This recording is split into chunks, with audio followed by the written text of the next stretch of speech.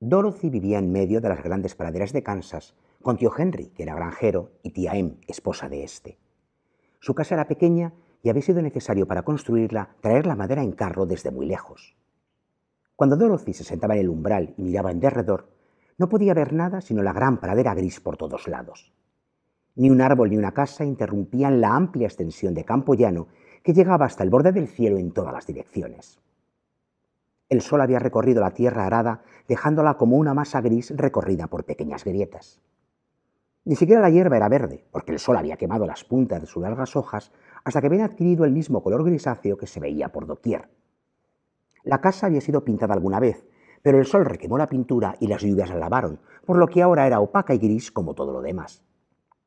Cuando tía Em había llegado a vivir allí, era una esposa joven, bonita. El sol y el viento la habían transformado también. Habían quitado la chispa de sus ojos, dejándolos de un gris tranquilo. Se habían llevado el rojo de sus labios y mejillas, que eran asimismo grises. Era delgada, flaca y ya no se reía nunca. Cuando Dorothy, que era huérfana, llegó por primera vez a esa casa, tía Em se había sorprendido tanto con la risa de la niña que chillaba y apretaba las manos sobre el corazón cada vez que la regocijada voz de Dorothy llegaba a sus oídos. Y todavía aún miraba a la niña asombrada de que hallase de qué reírse. El tío Henry no reía jamás. Trabajaba duramente desde la mañana hasta la noche y no conocía la alegría. Era también gris, desde su larga barba hasta sus botas toscas. Tenía un aspecto severo y solemne y hablaba rara vez. Era Toto quien hacía reír a Dorothy y la libraba de volverse tan gris como lo demás que la rodeaba. Toto no era gris, era un perrillo negro, de pelo largo y sedoso y ojillos negros que parpadeaban alegres a cada lado de su nariz graciosa y pequeñita. Toto jugaba todo el día y Dorothy jugaba con él y lo quería muchísimo. Pero hoy no estaban jugando. Tío Henry estaba sentado sobre el umbral y miraba preocupado el cielo, que estaba más gris que de ordinario. Dorothy se puso de pie junto a la puerta con Toto en los brazos y miró también hacia el cielo. Tía Em estaba lavando los platos. Desde lejos, hacia el norte, escucharon un ronco gemido del viento y tío Henry y Dorothy pudieron ver cómo las largas hojas de hierba se inclinaban en algunos lugares como olas ante la tempestad que venía.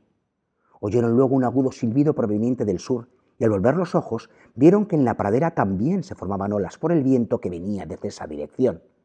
De repente, tío Henry se puso de pie. «¡Se acerca un ciclón, Em!», gritó a su mujer. «Iré a mirar el ganado». Luego corrió hacia los cobertizos donde se guardaban las vacas y los caballos. Tía Em dejó de limpiar la vajilla y se asomó a la puerta. Una mirada le advirtió la cercanía del peligro. «¡Rápido, Dorothy!», chilló. «¡Corre al sótano!». La que se avecina. Desde luego, corre al sótano, Dorothy, o a donde puedas, porque muy pronto no vas a estar en Kansas. El Mago de Oz. Supongo que todos lo han reconocido desde el primer momento en que hemos nombrado a esa protagonista y a su perrito, Totó. El Mago de Oz, Pablo Vilaboy. Clásico de la literatura, clásico del cine. Sí, bueno, aquí tenemos el título con el que se ha venido conociendo a partir de la obra de teatro que se hizo 2 años después de que el maravilloso Mago de Oz debutara en las librerías de todo Estados Unidos.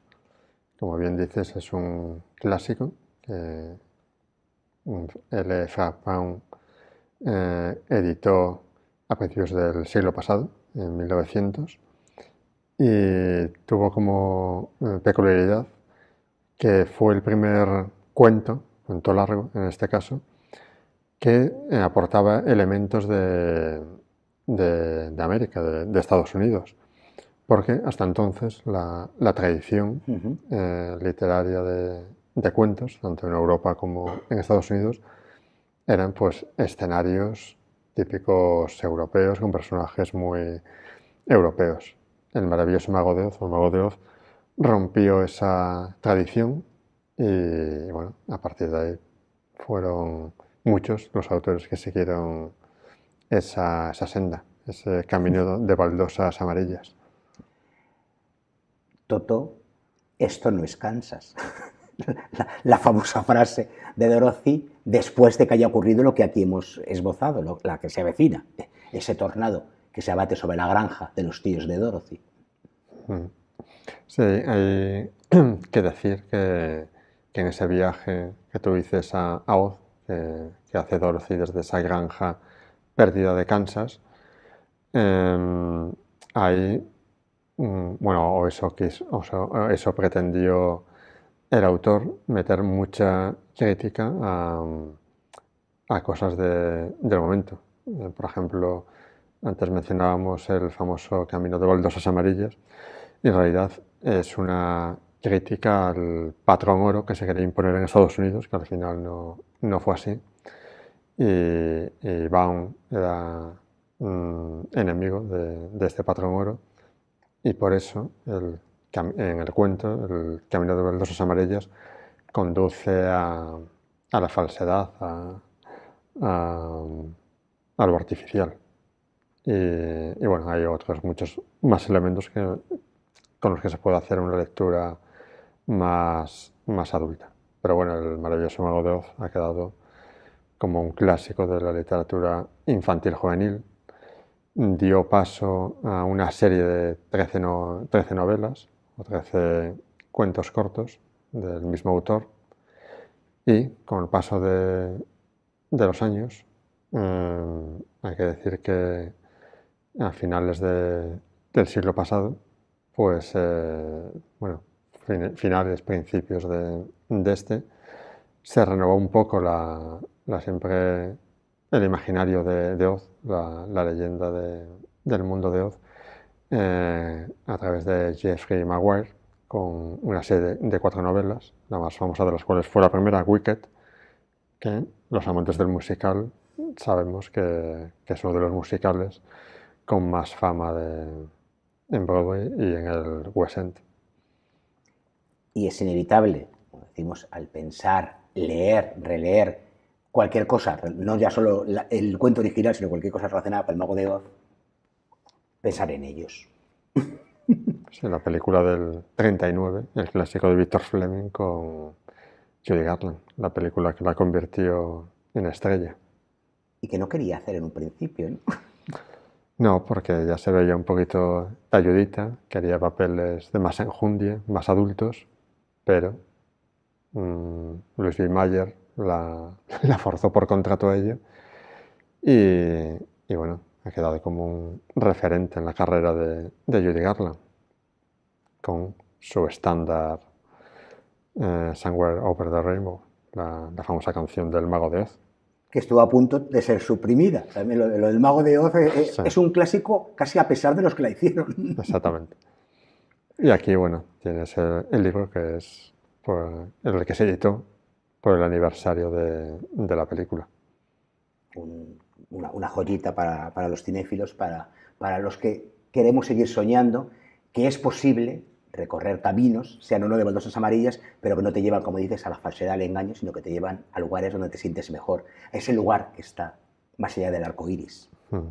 Sí, además es un libro que como está estructurado en diferentes textos de diferentes autores, es muy interesante porque cada uno aporta una visión distinta, con la que puedes estar de acuerdo, ¿no? Pero es muy interesante. Es una colección estupenda que está publicando Notorious, lleva ya varios años, cuando hay el aniversario de una película famosa, le han dedicado a Lo que el viento se llevó, le han dedicado a Ben-Hur, le han dedicado, creo recordar, a Casa Blanca, incluso al año 39 en sí, ya que estamos, porque está considerado como el mejor año de la historia, porque ahí están las nominaciones a los Oscars.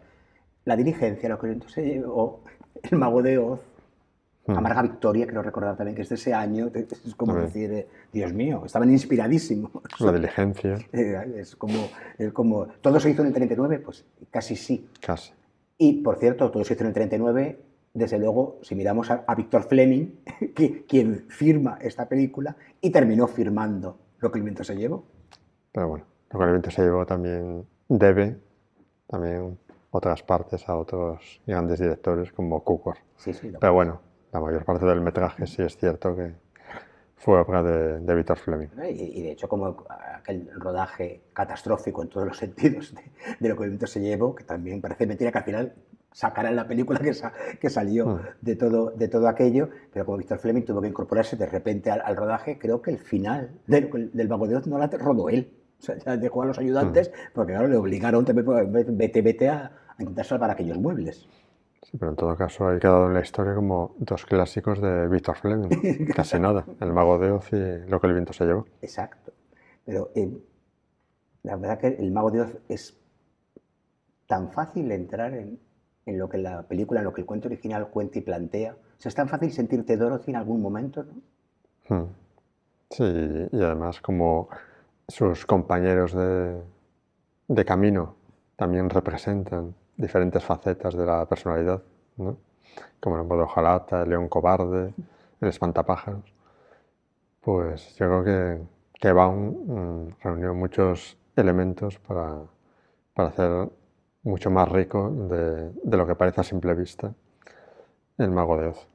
Claro, porque cada uno de ellos busca o quiere algo que en el fondo es lógico que cada uno de nosotros queramos, y al menos poder desarrollar por nosotros mismos, que es el cerebro, el corazón y el valor en el sentido de la autoestima, de la afirmación, de decir, oye, estoy aquí, adelante con todo.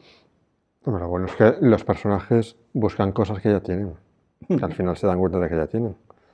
Porque el león resulta ser valiente, el espantapájaros resulta tener inteligencia y cerebro, el hombre de hojalata pues al final tiene sentimientos, y Dorothy descubre que, otra frase mítica del Mago de Oz, que no hay hogar como el hogar verdadero, en su caso Kansas. Y luego está Toto, ese personaje maravilloso. También, además que representa lo que es un perro en concreto, pero lo que es un animal de compañía, ¿no?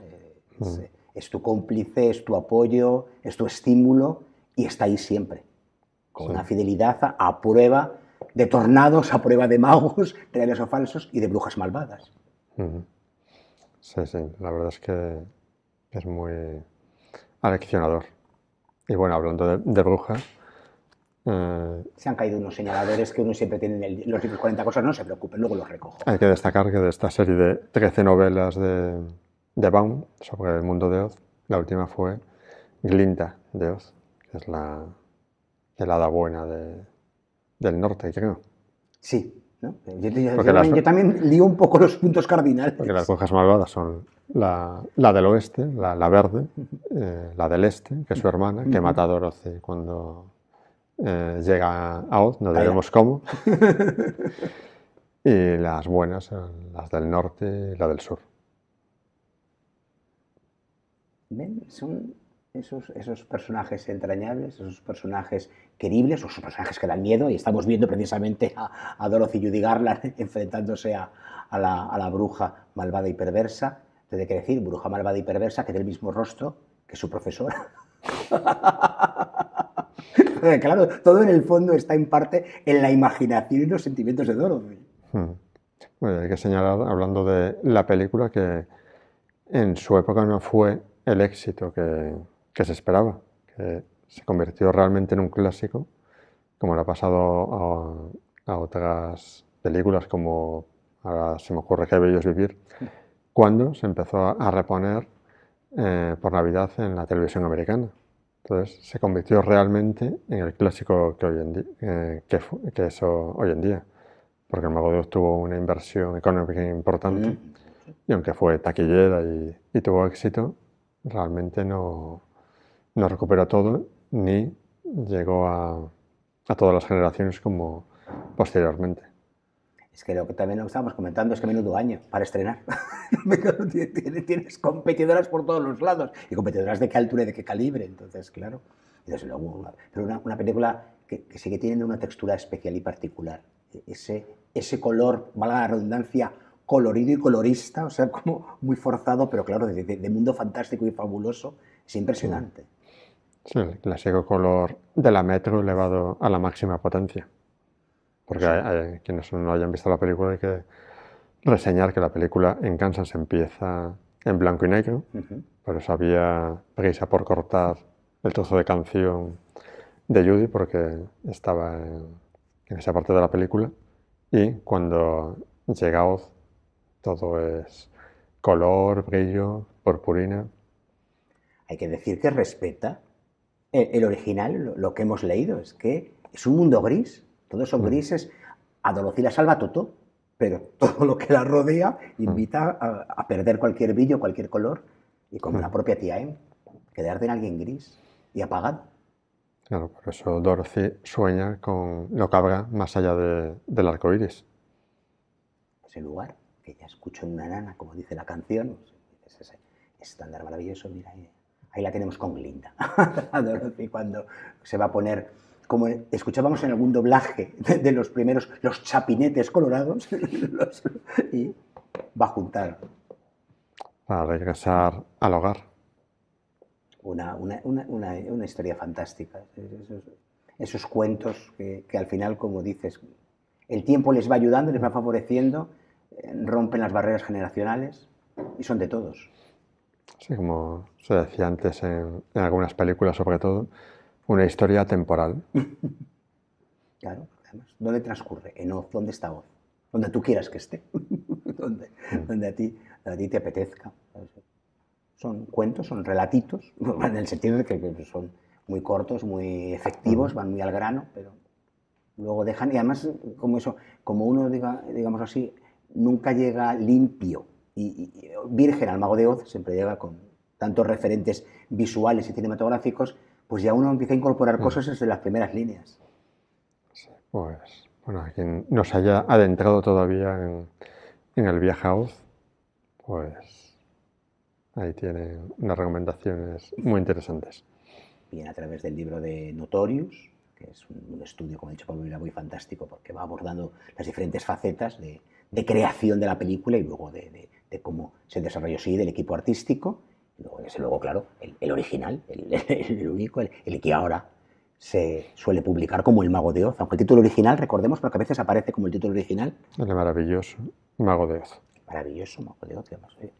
Si es maravilloso, por eso es mago, pues reivindiquémoslo también. Y hoy tenemos, como en otras ocasiones, bueno, ya que me agacho, miren, si quieren quito de aquí esto, para que no perturbe la paz, los señaladores que habían caído por el suelo y ustedes oyeron desparramarse, vamos a recomendar algunas de las últimas lecturas que más nos han interesado en el programa. Es un placer comenzar con la nueva novela, la nueva ya lleva unos meses editada, pero la todavía última novela por el momento de la estupenda escritora Rosa Rivas, Los buenos hijos, donde retoma los personajes de los detectives de la familia Hernández, que a mí me toca mucho porque es mi segundo apellido, por cierto, o sea que debo tener algo que yo no sabía de sangre detectivesca. Entre la tía Ágata y los detectives de Rosa Rivas, ya ven ustedes que todo me marca una senda y un camino a seguir, que nos presentó en su anterior novela un asunto demasiado familiar. Los buenos hijos abundan los personajes, o sea, abundan en los temas que estaban ya planteados, porque es una novela, como suele ocurrir, Rosa Rivas toca muy bien los géneros, pero luego los transforma en algo propio. O sea, entonces, sí, es novela de detectives, es novela de intriga y de misterio, pero es una historia fundamentalmente familiar, es una historia de personajes y de sentimientos y de afectos y de carencias, y están muy bien tocados ambos temas, el puramente detectivesco como, sobre todo, lo que cada personaje siente, lo que cada personaje anhela, lo que cada personaje querría conseguir, sus dudas, sus miedos, sus encontronazos, esa familia que a pesar de todo trabaja junta y continúa junta, pero, pues bueno, volvemos a Ana Karenina, de la que hablamos en algún momento en este programa, con esas dificultades, digámoslo así, de lo que es un grupo familiar. Me declaro fan y redento de Rosa Rivas porque me ganó hace muchísimos años, porque siempre me sorprende y porque creo que siempre va más allá. Cuando dices, bueno, pues ya eso tiene una línea, ahora tiene unos personajes como estos, va a continuar con ellos, sí, pero va a continuar con ellos de otro modo, de otra manera. No es una mera repetición, no es una mera fórmula. Los buenos hijos. Yo les recomiendo, si no han leído el anterior, que lo hagan, porque así ya conocen lo que los personajes esconden, lo que los personajes guardan, lo que los personajes temen, y es mucho más fácil adentrarse en esta fantástica novela de detectives, pero esta fantástica novela familiar y muy humana. Ahora vamos a hablar de un ensayo, que tiene un título absolutamente llamativo y maravilloso, Que los dioses nos ayuden. Pues sí, que nos ayuden los dioses, publicado. Por cierto, este libro está publicado por Tusquets, igual que el anterior, que no lo he dicho. al decir que este libro, Que los dioses nos ayuden, de Néstor F. Márquez, está publicado por Espasa.